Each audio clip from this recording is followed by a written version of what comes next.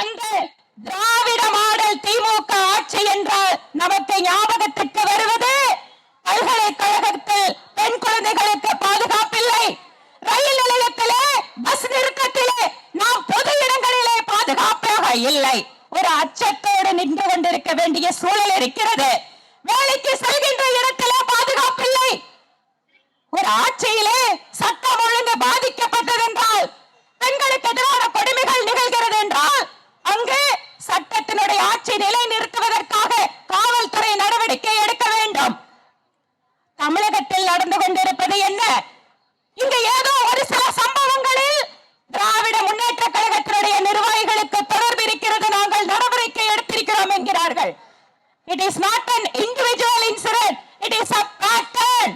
எல்லா இடத்திலேயும் பெண்களுக்கு எதிரான குற்றங்களில் திமுக கட்சிக்காரர்கள் அதனுடைய பின்னணியில் இருக்கிறார்கள். அதனால் காவல்துறை மௌனமாக வேடிக்கை பார்த்துக் கொண்டிருக்கிறது. இந்த நிலை மாற வேண்டும் என்றால் இந்த திமுக